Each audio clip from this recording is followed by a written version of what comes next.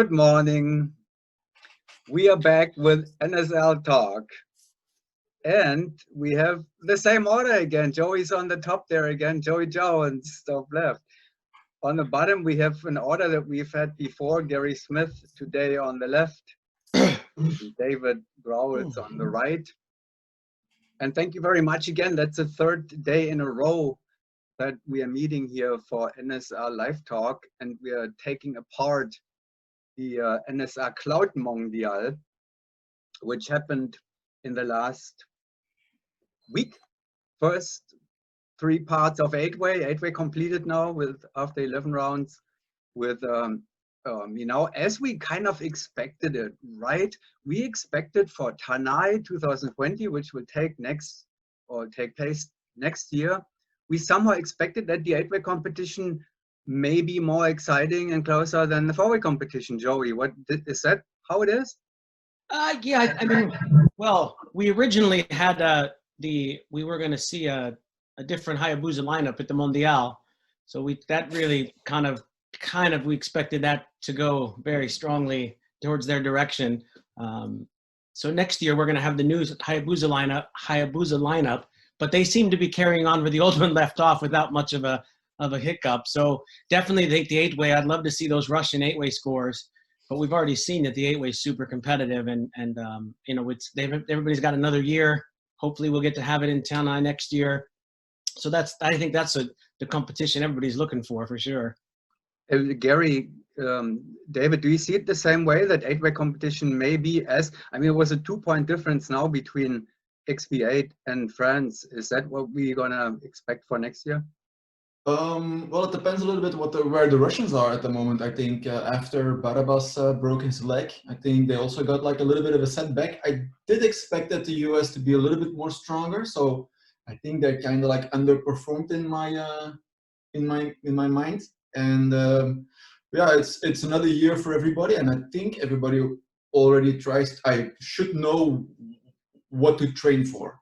I think it's an eye-opening now for a lot of teams to see where they are and what they still have to perform to become even better. But it's not now that you have to be on your top game. You have to be on your top game summer 2021 now. Gary? Yeah, I think the 8-way is correctly analyzed. I think the 4-way HAYABUSA, the worst thing they could do is take a step back. And I think we've already discussed it in an app. There's a lot of hard work still ahead of them. And I mean, we haven't seen all the rhythm jumps, but I have watched the last 2 rounds, round 9 and 10 that you just uploaded, and they look good. So I think the biggest mistake you can make is to underestimate your opponent in any sport. So for sure, I know the HAYABUSA work ethic, that will not happen. It's just a case of, as Dave says, they need to be on their top game. And no team will go into a world meet, even if you're going to win it, think, wow, we can just relax through it. It's not going to happen.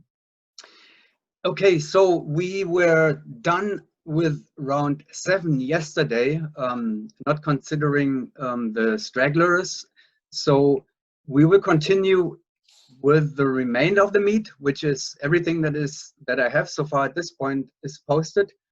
And we'll take it apart as we have done before. It's extremely interesting, exciting. And again, teams and competitors get free coaching here. So I hope they will take advantage of it as much as possible. I want to mention one thing though. If anybody out there thinks that this is really fun to watch and worth it, and whatever we are doing here now and would like it to see again and continue, there are buttons everywhere for donations and to become a patron. We don't have a membership yet, the NSL, but we have patrons who are wonderful to help the NSL to continue what we're doing here. I think, Gary, you're one of them, right? Yes, I think for so. Sure. Thank you very much. It's really greatly appreciated. And I don't, you guys are providing the content. I'm not expecting this, so Joey and David, don't feel bad about this if I say that Gary is just, he's an angel, one of the angels. And it is very helpful to be able to continue, especially now in the time of the crisis. It's difficult for everybody, for all of us. Joey probably feels this. I mean, everybody who is a entrepreneur in the skydiving business. You Write know, a book. Maybe you need to start writing a book that you can sell on Amazon. yeah. With Okay. all the knowledge that you have and the possibilities and the strengths that you have in your mind, I think you can write multiple books, but start with one. I would be glad to help you in that one. I would love to do it. You know, I'm writing all day long anyway. I know that 50% of my daily operation is writing, so I would love to do it. But you have to find the time somewhere. I'm also entering data and doing all kind of other stuff, so it's difficult to find the time. You still need to sleep. Yeah. You know what? I am so tired. I've been getting up every day now for the last week at 4 or 5 in the morning to post the data or the video scores and then talk or do the rest of the work. Anyhow, but you know how it is. You know me well enough. I love it. It's fun. So, do it or not, I don't care, but it's appreciated and welcome any help. So let's talk about, before we go to the tearing it apart again, I want to explain some of the things that everybody should know, because we have already videos of the Brazilian team, CTR Optimum, and round 9 and 10 of SDC Rhythm XP on the leaderboard. There are no scores, there are only zeros, but the zeros have a link to the original footage. And Dirk and Claire in South Africa, the in-time operators and judges, they say that they will probably be able to finish the judging of all those rounds today. So later on, I should be able to hopefully add the missing scores for those zeros. And then we will still have some gaps, around 11. Not everybody has it yet. Rhythm is working hard on trying to get the missing rounds. We have a big storm here again, and it is so windy you wouldn't even believe it. And the wind will be followed by rain. So they will be on the ground for the next week probably. So that will also come later. But we saw those 2 rounds today, and they happened in Sebastian, right? So in the past days, they did round 9 and 10. How about, no, let's wait with this until we are at round 9 and 10 for. So now I'm going to shut up and I leave the whole screen for you again without anybody having to hack into this here and shut my audio off. So, hopefully it's going to work. Let's look at the leaderboard first of all.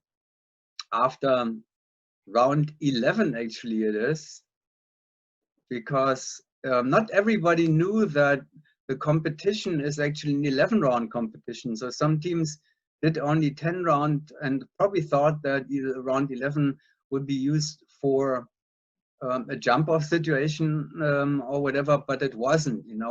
I tried to make it as clear as possible, and it was actually published in the beginning that it's an 11-round meet. What do you think of this idea anyway? So let's give this just a few words. What do you think about using the whole dive pool actually for a competition, which makes it 11 rounds? And then if a jump off is happening, you're just drawing a new round. So let's talk about this for a minute to open up the whole thing. What do you think? Well, for me, oh, Gary, go. I think for me, it's a different format for sure. You do train it. I mean, on the one side of the coin, you would say you train all those formations anyway. So it would be a true champion if you see the whole dive pool. On the other side, it's nice to go, it's a bit of a lottery. Maybe your good or bad block does not get drawn because it's in round 11. So maybe, for me, I'm so used to the 10-round meet that it's a bit strange to do the 11th round. But I think with a few more of these, then we might see the pros and cons of it. I don't know how the meet organized will look at it. I mean, as it is right now, it's important to finish 10 rounds. At least we've had meets where we've struggled to get to 10, and now we need an 11th round. So I don't know for the future of it, but for sure it's different. And sometimes I'm a firm believer if something's, it's good to test and see how we feel about it. Maybe, in a year's time. David, Joey? I mean, the organizers, they have been trying to shorten our competitions for years, and I'm totally against that.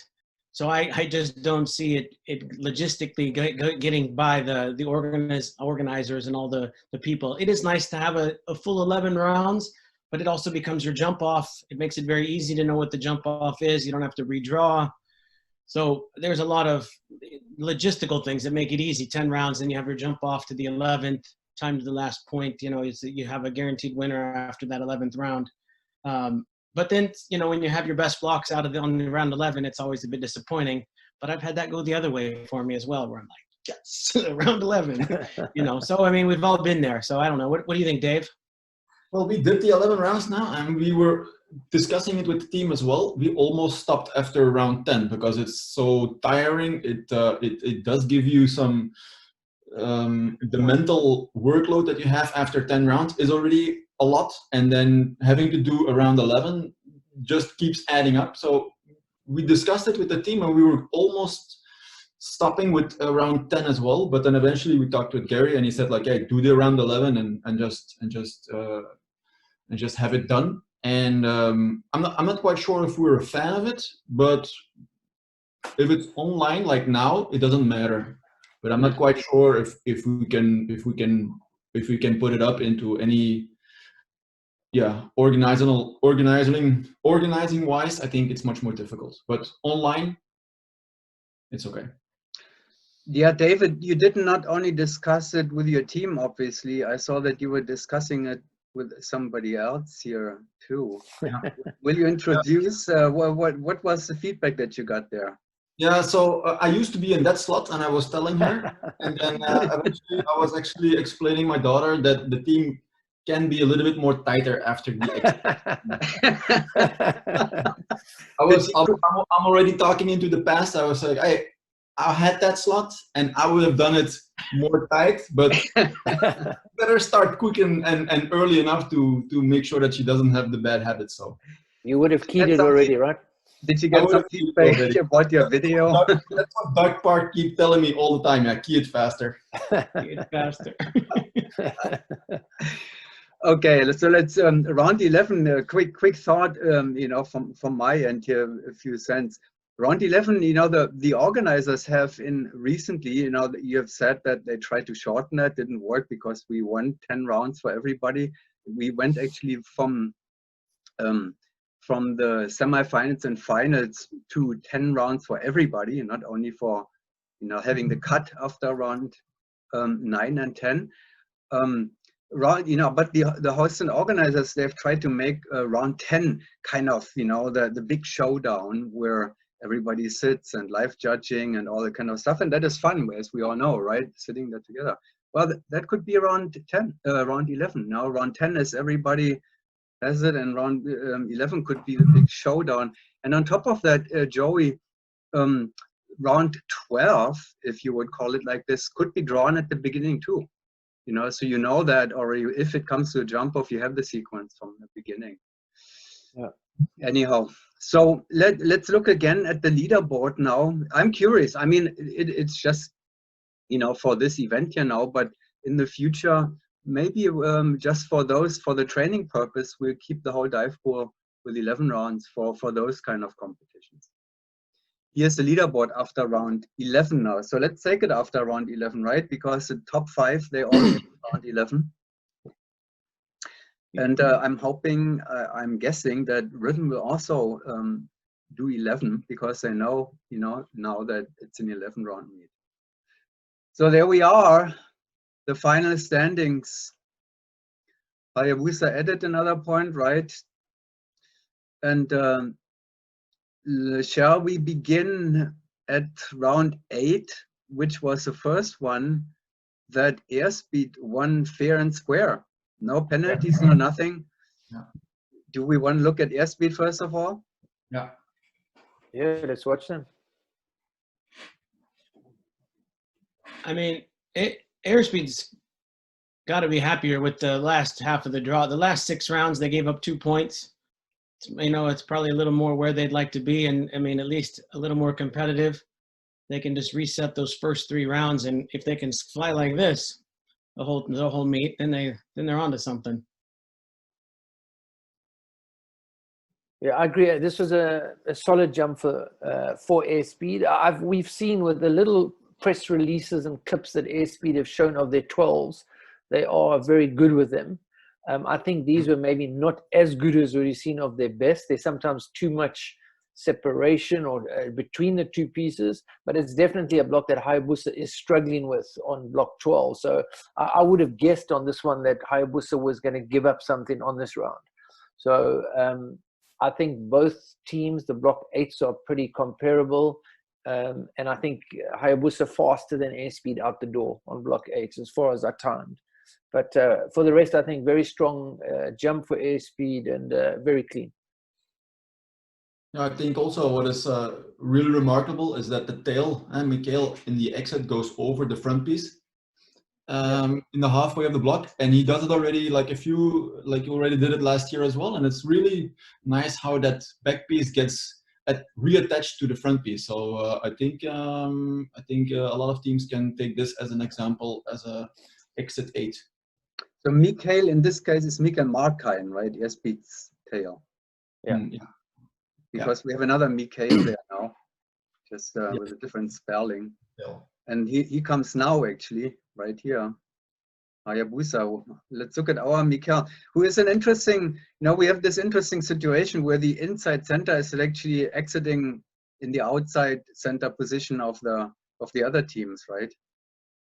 Yeah, I think if you look at the exit more closely, you can also see that Mike is actually jumping off with only one hand, and then from the moment that he releases the plane, that he actually grips the front piece completely. So it's kind of like a tunnel idea where the inside center stands as much more outside of the door as possible. Of course, with the chance that if you miss that grip, then the whole block is really.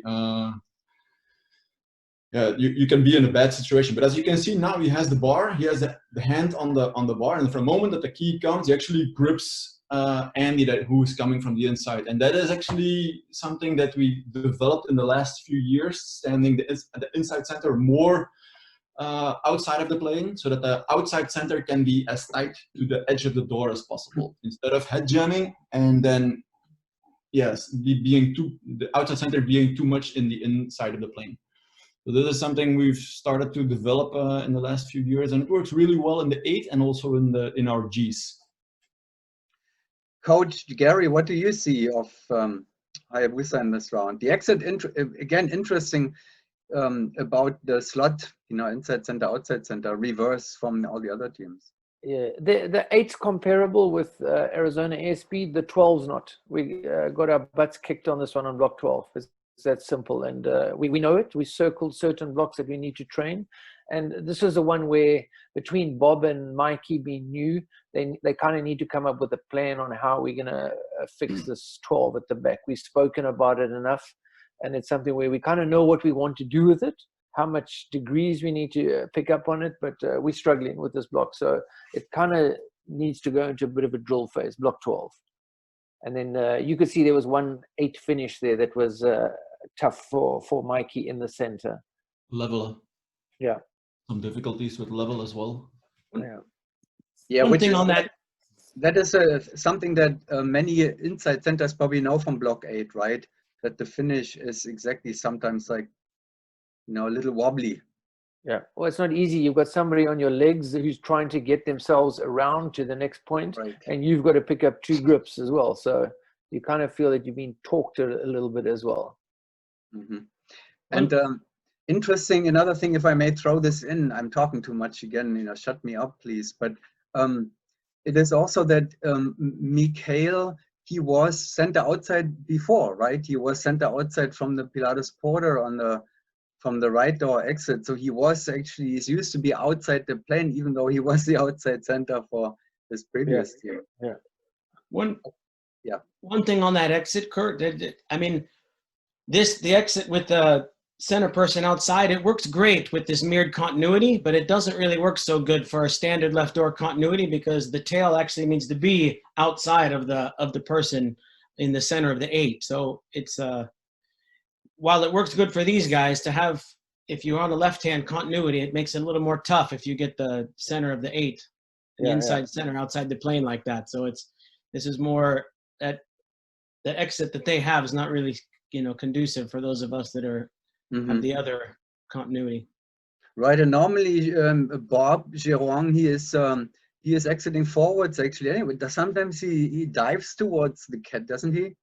Well, we have a little bit of a we can play around with it, and I think Bob is so good at it that he can choose which one comes after the next point. And I think in some cases we have the advantage in our exits. We kind of we have a smoother let's say we do not have to jump so hard to present so well. I mean, like for example, if you see the effort that Nicholas has to do to present himself in a 6 or in an E or going into a J is for Hayabusa much more easier, but it's kind of like it rolls off the plane. You're kind of like almost presents itself. There is not so much effort that you need to do. Although in some blocks, in some exits, we have the disadvantage. I'm thinking about the 18 where we have to turn with a different piece partner.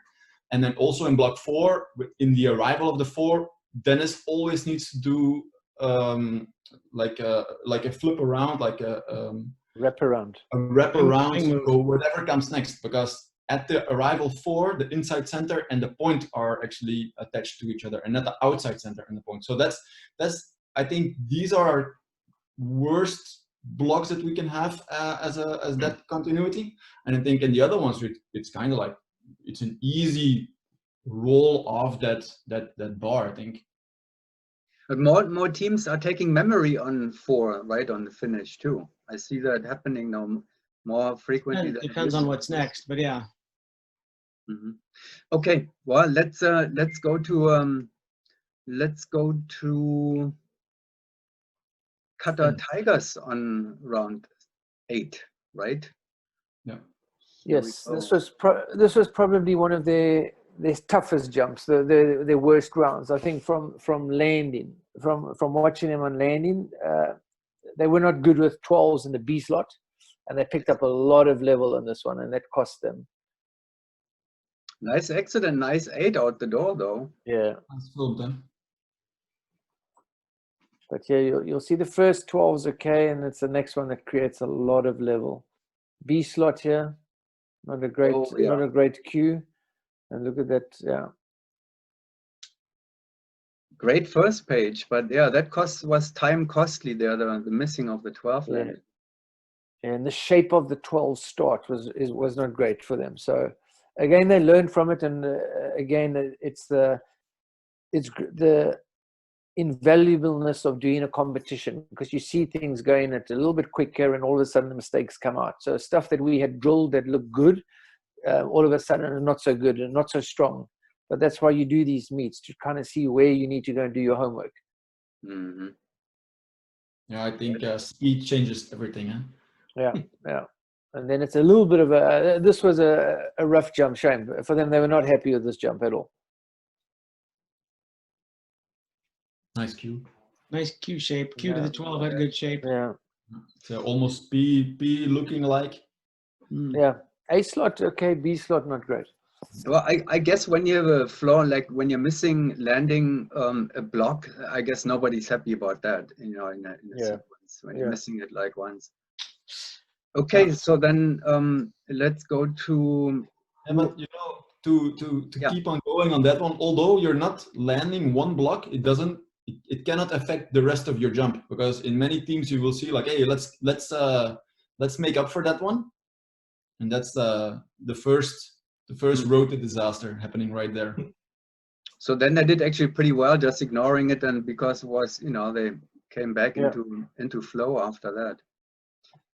All right, well then now forward to who else do we want to watch on this G4 with a 16?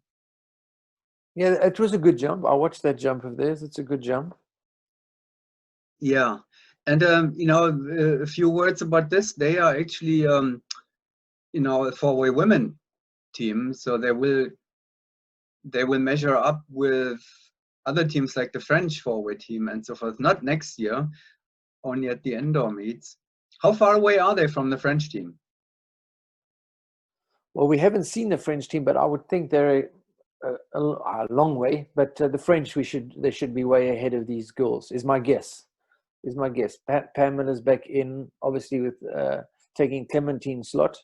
But it would be great to see the French girls. But I'm going to think that the French girls should be doing a 21 average, maybe in that range between 20 and 21. So there would be a gap between the US right now. And I think NFTO is also trying to get into that 20 range, obviously with Julia now in the team, but they need to train a little bit more, or at least get some jumps in. Right, that's the biggest. They're all in a very interesting, similar situation of French forward team not training, NFTO not training, Yeah. XPG4 on the way to training, catching up slowly. So they may be able to get a little closer. France focusing on 8-way only. That really don't train much, and NFTO on a break. So there may be a chance for any US team, to get a little closer. Exactly. I also think that they have a great coach, and Nicholas being there, helping them out as well, indoor as outdoor. So they have the ingredients to perform well next year, or even later. All right, let's go. Shall we go to round 9 now? Yeah, let's hit it. Because now it becomes interesting. We'll see why. But first of all, interesting, just looking at the scores, Hayabusa and Airspeed tied. So Airspeed winning round 7, tying round 8. No, sorry, 8 and 9. Winning round 8 and tying round 9. Yeah, I think I've timed the blocks here that Hayabusa is quicker through the block, 13s, and 11s very comparable with Airspeed. But you'll see Hayabusa after on the hill lose some time. There's some levels in it. Dennis does a great job keeping himself stable on the cable to the 11. But that's very exactly diplomatic, coach. Yeah. But that's exactly what Dave said. Is there's the experience comes in where he has one of those oh my gosh moments, and this should never be happening, where he's almost unstable here, coming through, falling down, but he can still keep the rhythm of the jump going and not trying to rush it. And that's the experience of the guys, where they go, you can't catch up lost time. When you've had a bad exit, or as Dave said, if you missed a block finish, you can't let that change your jump. You got to go do the best that you can from then on, and not try and go quicker, because it's only going to get worse. I think also you can see that you cannot hide a lack of jumps. I think it's very obvious that in the first half part of the jump, we're still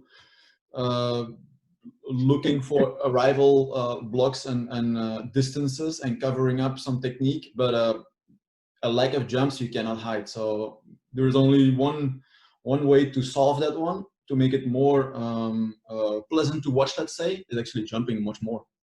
Yeah. It's also interesting to see when at this point in time where Dennis is having his move there is the whole team is aware of that and sees that there's a small hesitation of it, where everybody allows him to come back. It's not like the team went, oh, there was a little stopping, after this. Yeah. And Well, I think that's what you talk about, having good eyes, that they can all see it, Mm-hmm. And there's certain stages, we spoke about it maybe on day 1, that there's a trust scenario where you're trusting certain things are going, but when something looks a little bit off, you've got to have your eyes open and make sure that you can see the formation. Okay, I think it's time to watch Airspeed now and compare. I think if I can go on Airspeed, also it looked like there was no mistakes in the jump. It looked like good jumping. It didn't look like they were losing time on anything in particular. They jumped well. It was good 13s and good 11s. I would think that they over-rotating their 13s a little bit. But for the rest, I think it was a solid jump for them, and they kept it going. I think the over-rotation of a 13 really helps, but that it's like Gary just mentioned, you do need to have two different arrival 13s. You need to have a 13 that keeps rotating into the K, which is actually ideal, but only into a K. I think all the other ones, you should almost like attack the center almost as straight as possible, because the longer you keep rotating, the longer it takes to get the centers back together. And in this one, this 13 arrival, it's nice because it goes into a K where the two centers are looking opposite direction. Yeah, and a small thing that I noticed is that Airspeed are now on their 13 using wrist grips between the piece partners. And in the past, I think Australian, I might be wrong on it, they used to have the high grip on the build of the 13s, you know, for the pieces. And I think the wrist grip, as long as the wrist, as Joey said, was presented easily, it's an easier flow through. You're picking up one grip and it's going. There's no double hook. So it's good to see, and I think that it's well executed. All right, and now we have now let's look at the Tigers first. And before we go there, we can actually already get it started. I want to say what is also kind of really a fun thing happening right now. I just got a message from Brazil, from CTR Optimum, and they just completed round 11. So this is really like a live meet for them. You know, post these scores there right now. They just landed, and George Narita, now he says, we did it, and it was a good round. So we'll look at that later. Great. Weather in Brazil. Yeah, well, better than in Sebastian, that's for sure. Well, we're going to look at this in a moment. At least there was a little bit good weather yesterday. So here are the QATAR Tigers.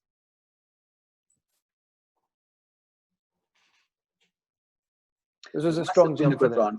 Yeah, guys had a pretty good jump. Yeah, out of the dawn, yeah.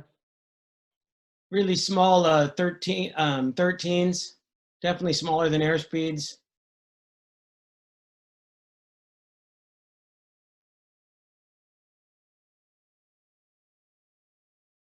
Yeah, I think it's a pretty good jump for the guys. They should be happy.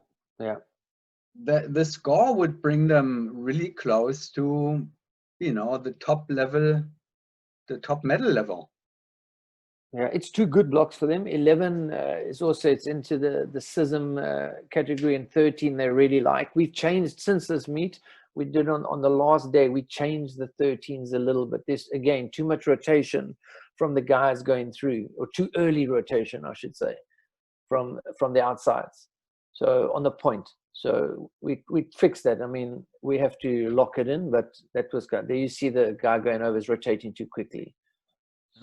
Yeah, you can see that the more forward you can fall, the more forward you can go, the more that you can, the quicker you can attach the two pieces back to each other.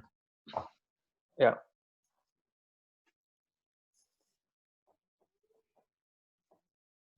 Okay, and now we will have a special treat, because we saw Airspeed, HAYABUSA, and we are at round 9. So Airspeed, HAYABUSA tied, QATAR Tigers one behind, and we have the raw footage of STC Rhythm XP and Sebastian. We don't have it scored yet. It's not processed by in time. I think we all scored it already, or not?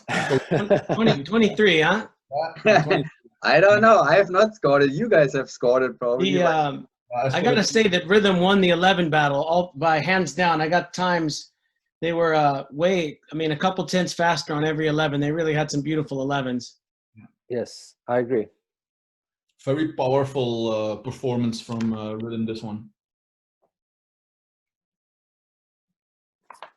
They also need to be happy with these 2 rounds, because I have them tied with Airspeed after they lost one here, but they gained one on the next round. So they got to be happy about this second half performance as well. They will also be happy to see that and hear that, I'm sure. Or they will be happy, yeah, no doubt. But these 11s this is really good 11s. Yeah, and also going into it and out of it, you know, it's nice. I think if they really want to gain something, is the arrival 13 into the K. I think Doug on the backside is a little bit too straight in the arrival 13, and it makes it longer to go to the K, and it hard to present his side of his body to the inside center to Christie. The K is a bit open. I mean, it could go into the 11, but in general, it's a great jump. I think that again they should be happy with this. And if I look at that spot, the wind's not too bad. No, yeah, the weather looked nice. I think it was yesterday, 2 days ago. I don't know exactly when it is, but that's what the drop zone is. Huh? it was jumpable at least. And that is not the case today, that's for sure, and not in the coming week. Oh, there's rhythm. So are we surprised? Is that what we expected? Well, let's talk about this later. Let's move on with because we have another round where we can see 14:02 what they have to offer. So let's do that. Let's move to round 10, which would be the last round in a normal competition. And if you go to round 10, you will see different kind of engineering from all the teams. A lot of interesting engineering. Didn't Rhythm and Airspeed do the same thing? Yeah. Yes, standard G. I mean, Hayabusa won with engineering. I've got it here that they were about from the close arrival of 2 through the G to the key of the 14. Hayabusa was about 0.2 faster per page, which gained them about 0.6, and that was the difference between this jump. It was all engineering. I'm surprised that those other 2 teams didn't take what is a standard G out of a rival 2, in my opinion. Yeah. I was a bit shocked. I think the only thing that you have to look after, if you take the quick G, the round G, there's a little bit of making sure that you build the 14 through its centers, because there's a bit of a shift from the inside center. Yeah. But I think at this level, it should be no problem. I agree with Joey on it. And that would be my only thinking, that Airspeed probably thought, wow, maybe the 14 start would be better, you know. I mean, but G to 14 is not easy from the regular G. I mean, yeah, exactly. You know. The outside center still has to make the move. I think it was just more for the inside center has a little bit of a shift from the back of the G into the 14. But I agree with you. I timed it, and it's for sure. It's an engineering. I don't want to say error, but it's an engineering difference on the jump. I think the problem with this round G is that you can only use it in certain moments. Like, for example, when you have to make a 6 into a G or a rival 6 into that G, that's a quick one, but it doesn't come up so much. Also now 2 to G, it also depends what comes after, but I think it just flows. It makes that jump much more flowing. And also the arrival 14 into the O, you see a lot of tails actually take the counter momentum, while Bob actually keeps on going into the same rotation. What makes it, of course, much more? He makes himself much more vulnerable to make an error, because if you keep rotating, the O between the inside center and the tail has the intensity of opening up, while you would like to have the 2 outsides of that O very tight with each other. So he does it really well, but still we always reminded him to make sure that O knee-wise stays close to each other. Yeah. Sid, I got a question for you guys, because personally I think the best engineering is to take the other 14 with the other guys facing out and the other guys in. That seems like I didn't think, I thought old Hayabusa might do that. Yeah. But that is the best engineering. Is that, did you guys look at that? Yes, we walked it. I mean, I wasn't there when they crept the jump, but we did walk that one. But we had not trained that 14, especially with Mike. I think this is a little bit the downside that Mike has at the moment. We are kind of limited in our end time and training, of course. So the disadvantage that he now has is he has a lot less time to experiment a lot. And yes, in the tunnel you can get away with a lot of things, but outdoor we do not have our basics set yet. So instead of opening up our continuity too quickly, but definitely you need to have like much more options in certain blocks. Yeah, I didn't think anybody of these teams would do it now. I'm just more like coach's corner. do we think that's because Yes. in my mind, I'm like, I think that's the engineering. Like that's what Wemby would do at the wind tunnel if we were in a wind tunnel meet. And that's what I believe old Hayabusa would have done. If we were at the World Championship over again with this dive, we would have taken the other 14 out of the round G. But it's more just throwing out to make, because, you know, I'm sitting up here in the forest, you know, just thinking four-way, just want to bounce it off somebody else. Yeah. I don't go crazy. But. Yeah, especially going to an O. It makes no difference. Yeah, going to the O. something. That's what I thought. Yeah. Yeah. Yeah, just checking, just seeing if everybody else. That's correct. And the round G is the famous Russian QATAR chord, right? Russian G. Yeah. Nobody Russian G. We did it in Russia, actually, going to a 17. It goes real nice to a 17. We had a NG 17 at the Milevsky Cup. NG 17. Oh, I believe it was off the top of my head. I'd have to check, but I know it was NG 17, and we took that round G, and it works real nice to a 17 because you're already in that shape. But I think the Russian team, four-way team, the Panthers, were the first one who ever showed that to the world long ago. But It's nice. now have certain location-based names. Like, for example, you have the Russian G, but you also have the French L. yeah.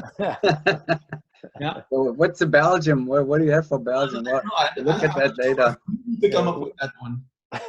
Let's look at airspeed here, same round, different engineering. I think what is nice, I'm not sure if it's intentionally, but after the exit G into the 14, Nicholas stabs the leg from Christopher. I'm not quite sure if it was intentional, yes or no, but I think for distance-wise, it's very nice to have. It's a very good round too. It's just the engineering costed 1 point basically, right? Yeah, that half a second was all the difference between it. Mm-hmm. Yeah, and that these days, you know, when it comes to tenths of seconds to get the last point in or not, that makes a difference apparently. So you have to increase. I mean, we can talk about this later too, but all the teams are trying to expand their repertoire in engineering, right? You have to. Airspeed did have some nice cogged 14s, really good. I mean, synchronized arrivals and the keys. I did like that. The 2 is moving away from the solo a bit, but it was just the engineering that got them. Yeah, I think the airspeed 14s also very strong. And there was one of Hayabusa's that was for sure a little bit on the slower side, the 14 finish. And the 2's Hayabusa is a fraction quicker than them. But I think, as Joey said, the 3-way is moving a little bit away from the solo on the block 2s. The 14 looks very repeatable. I mean, it looks like, we could do that all day long. And that's a nice feeling to have when you're going into a jump, to know that, yes, we can do this over and over again. So that's got to be a good feeling for him. But I think there's already, for many years, because the airspeed 14 style, they're very strong in 14. And I think for a lot of teams, it's more of trying to catch up.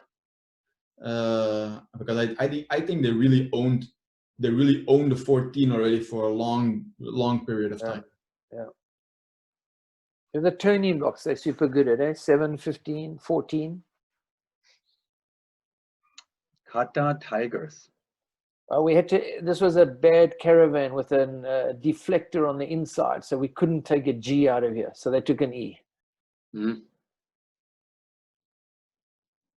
There goes a point.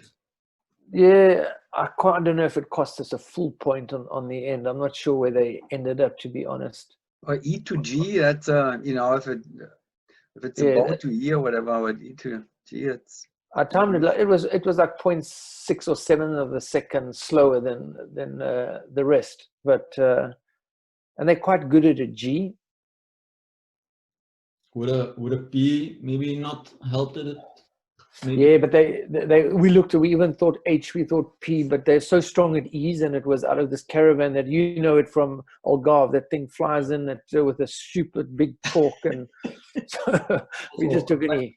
Yeah. Black engine, it's also much more stronger, powerful than Let's run them through The, one the, more four, time. the 14's a little bit slow for sure on the Qatari side. We need to work on the body positions, a bit of balance in the turn, but they're getting stronger at 2's.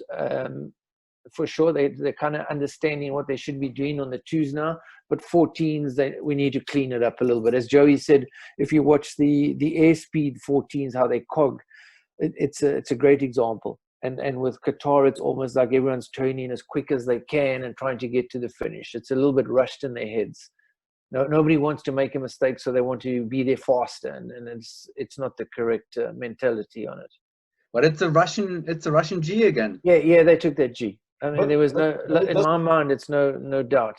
It must be the one. It's a standard rotation into the O, but then the Russian G. But sometimes you also need to make sure that it's not too round, because the inside center looks too tight to the center of the G.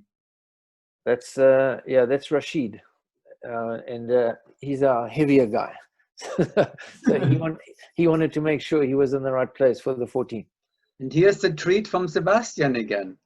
So we have rhythm in that again here. So let's see. I scored them 24 in time. 24 as well. Yeah. On the freeze frame. On the freeze frame, I think I had to time it twice. This one. High energy wise performance. Impressed, let's say. Yeah. Also very good 14's. No doubt. I think the better 14 on the hill of all the teams. And the Russian G. Yeah. No, standard G. Is it? If I'm right. Standard G. Yeah. Standard G. Oh yeah, they got normal G. Mm-hmm. They were 2.2. They had the quicker 14's on the hill, and in general all the way through. I think Hayabusa had one slow 14 that cost them, and their 2's are all very close to the Hayabusa 2's, a fraction off, but there's no mistake on this jump. It's also a jump, as you say, you could do it all day. Yeah, I think they also would have helped Chrissy out a little bit going into the G if it's standard, that the front piece needs to go a little bit tight, a little bit more forward, like away from the center, because otherwise Chrissy has to turn around her head. And then you see that's a touch more slower than it's not fast. It's not the fastest one.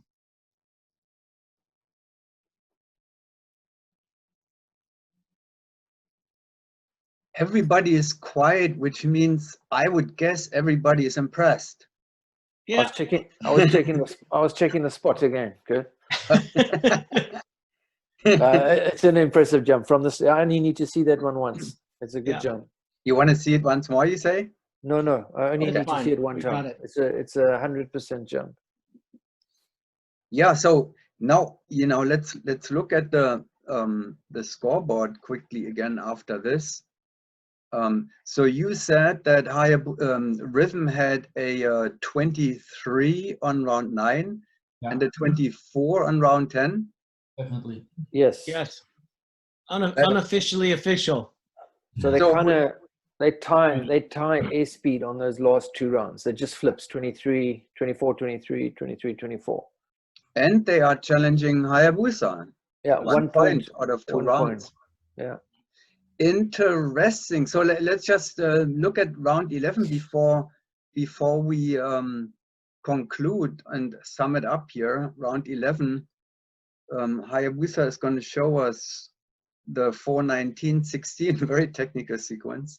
So when you look at this 4 exit, I think a very nice start 4, and then at the end you see that Dennis needs to wrap around to make the arrival to make the start 19, and this is our we have a disadvantage in that block, what I was mentioning before. Mm-hmm. And I think the difference when you look at this 16s, I think the 2 pieces are actually doing the same thing. In the airspeed video, you will see that one piece is rotating in place and the other one is kind of like shifting. And then you will see that you have more like awkward arrival 16s. And in Hayabusa, the both pieces do the same thing, and it makes it a lot more tighter. Yeah, Hayabusa had a great jump. I mean, it just with the 3 blocks, really nice. The back pieces working together really good. on the 19s, and the 16s are really tight. Airspeeds got pretty big. I mean, they're just letting a little bit of space get into that jump, and it cost them. Yeah. But both teams are struggling with the arrival 4 into the 19. Yeah, yeah. I think it's the shape of the 4 finish is never guaranteed, and then the setup of the 19. There's always some work on the point. And they had a free flyer flying around them. There was not a second camera, it was a free flyer. He went low. Who knows? This one got like stuck on the hull. It wasn't the quickest one. Yeah, it was a slow 4 out the door for sure. And then you see that some 16 arrivals are on the stretch. The closing is too stretched. Yeah, it comes maybe a little bit from the 19 finish. When you see the 19 finish going to a standard, it's almost as though it's a cheated 19 with maybe a little bit less extreme of the cheat. So the 16 build kind of is not always the shape maybe that they used to. But I agree with you, the 2 pieces on the 16 are doing 2 different things. On the exit, it looks like the point Joey's off a little bit too early. He's kind of into Nicholas. Interesting. Why, for engineering, why would you not just take the disadvantage on 4, take the memory, I mean, switch slots, and then you're back in your A slots on block 16? Too long to go from the short 4 to the 19. You're bringing the outside guys to the middle. It's not. It's too long. Mm-hmm. Yeah, from the short 19 to the short 6 to the 16, you have to change your momentum driving in and coming back. Whereas the long one kind of cogs right through. Yeah. Is that the same thinking for you guys? Yeah. I think unwritten rule is as long as you do not have to bring the centers back to each other, you can get away with it. But from the moment that you need to bring them back together, the distance is too long.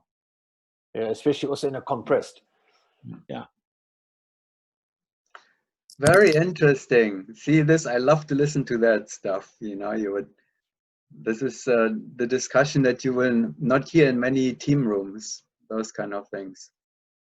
Wonderful. So let's look at the QATAR Tigers here, 1 point behind airspeed in this round.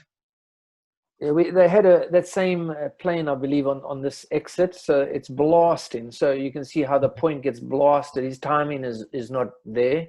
But look how tight that is in the back of a Caravan. So they didn't have a great launcher, but their block on the hill is pretty good. Oh, yeah. And then, as Dave was saying, the biggest problem on this jump was the 4 finish to where's the 19 going to build, and everyone is jumping onto grips too quickly. So it gives them also a bad 19 here on the hill. So they're losing time.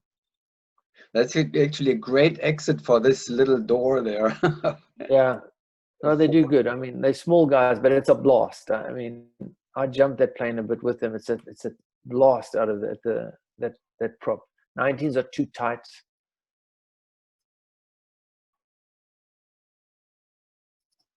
But for the rest, I agree with Dave's sentiment here. When we spoke about the 11 rounds, they were quite happy to get this over. Although we were doing this on back-to-backs, we would do 4 jumps in a day and then train, and then 4 jumps the next day and train. Eventually, it seemed like a long meet for them. They were quite happy to get this jump over and done with, And it was a rough jump. I've said it before. I think I said it to on one of the 8-way rounds. Is when you watch good 4-way, you think, "Whoa, I would love to be in that jump." But when you look at a jump like this, you go, "Oh, thank goodness I'm not on this one."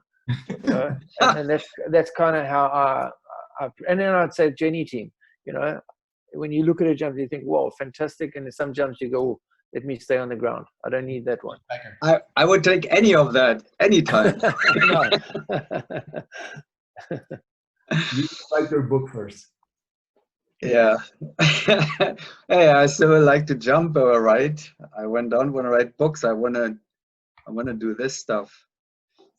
First of all, it was so much fun when XP8 when I was in Rayford and XP8 invited me to make an 8-way jump. Yes. Gosh, Nice. what a party that was. Do you still remember that jump when you jumped with us? Yes, I do. First this one. Still has like a funny corner. Yeah, could be.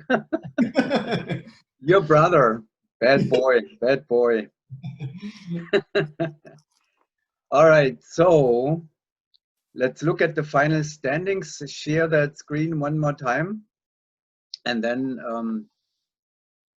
sum it up. What we saw, what we can expect, and so forth. At least between, it's not over yet. Again, because we will see, more scores coming from rhythm. There will be, there will have to be fed in later on when the weather turns better again in Sebastian. And then maybe we can come together when we have the complete leaderboard. We will also get the scores from Optimum still, and that will also change the leaderboard a little bit, because they belong actually somewhere, at they will be right behind Paraclete XP G4 probably, or somewhere out there, the Brazilian team. Well, I think the rhythm guys, I expect them to be in the 25 plus average. I think they're a little bit behind Airspeed, because Airspeed was doing a very good job in the second part of the meet. But as you can see, the two videos that you saw before, they're kind of like in the same range. So I do expect them in a 25 plus average. But I'm also very curious to see the other rounds. So. I mean, we got Airspeed was what, 24.8. It's probably not exactly where they want to be.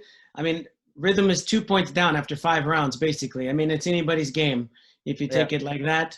I think rhythm's got to be happy compared to some of the world performance wasn't. I mean, they're on pace to be 4 points back after 10 rounds. If you just look at straight numbers, I think that's an improvement over where they were last time they competed against Airspeed, let's just say. So that's got to be a positive for them to take away. And those last 2 jumps looked great. They won a round or tied for high score. So I guess there's some definite positives. For Airspeed to take away the last 6 rounds, they only gave up 2 points to Hayabusa, as opposed to 7 in the first 4, whatever it was. So that's a positive for them, the way they finished off. And Hayabusa has got a positive. They won by what, 11 points? I mean, 13. They won by 13. So for them, it's all positive, But there's some positives for every team to take away from the draw so far. For me, I think Joey's I think Joey summed it up on the team side of it. I just think I was thinking about it earlier today, in the sense that from the Hayabusa side, they've done fantastic with bringing Mike on board. When he came on, he only had 850 jumps that he'd done over 10 years. So if you think of it, that's how inexperienced that was and how hard they worked with him. And now he's only got 1,100 jumps, So I think in that sense, fantastic. On the airspeed side of it, they picked up two new guys. Yeah. Although we know Ron's second generation was probably at a higher level. Maybe not that much he could have done, but score-wise, and I don't know how many jumps they've got. I'm guessing they've got a couple of 1,000 to 3,000 jumps in that range. Is my guess. But I still think Nicholas and Mikhail have done a great job with the 2 new guys, and I think the Airspeed must be happy with where they are. And then on the rhythm side of it, I believe it was a good choice right now. I think they're happy with the choice that they've got Christy on board. It was one of those that they had other choices, especially now with maybe COVID in and out. How much are they going to train? They've picked up someone with experience, and she seems to be holding her own in there, if not adding some stuff in there, I'm sure. So I think, all the teams have done great. QATAR Tigers, it's the same team. But on their side of it, they had 6 months off and they came back, and this was within their first 100 jumps since March. So they were a little bit rusty, but that's my summary of kind of in the top 4. Well, you got anything? No, I mean, all right. I just listen. That's I'm impressed. I can see that the 4-way competition next year will be closer to the 8-way competition when we get there. It looks like the teams are tightening up, which is a Yes. great thing. You know, for me, the best thing that can happen is a jump off in each event with between like 4 or 5 teams. That would be my, you know, the best scenario, because I love it when it's exciting and tight. And I think in forward we're getting there. I mean, it looks like the teams are moving closer together. We see it not on, you know, right now Hayabusa 13 points ahead, but round by round it looks differently. You know, and round by round shows potential, and so, and yeah, good promise, very promising for Tanai 2020 in August 2021. We shall see. Let's hope. Let's hope. Good. Well, let's look forward to the next meet, Shamrock Showdown or something. We can we get to see another, as long as hopefully some teams get the jump and we get some new scores. Well, now we're going first to Arizona, right? That's not far away. That's less than 2 weeks, I think. And then we'll see some. Who's all out in Arizona? Who's going to be there, though? Well, at least Speed and Rhythm. Okay. So I don't know who else is going to be there. I have no information, but I know that both teams are committed to to compete live with each other in Eloy. So travel restrictions, everything else will make it difficult. It will not be a large meet, most likely, but it will be a very interesting meet now with the two best US teams. And so we can follow up maybe in a week, 10 days when Rhythm has completed the set of jumps and some other stragglers possibly, and then next time we're gonna watch Eloy, what's happening in Eloy in November, and then after that I guess hopefully there will be vaccination and the economy growing and everything, so we can run a Shamrock Showdown in Florida in March next year. Good luck to all of us. Fingers crossed. Fingers crossed for that. Thank you very much. Guys. Joey Jones, Gary Smith, David Grauwels. I have not had as exciting and interesting NSL live talk ever, probably, and especially with this format. And so thank you very much. And I look forward to doing it again. Thank you, Kurt. Thanks, Appreciate Kurt. it. Thank you. Goodbye.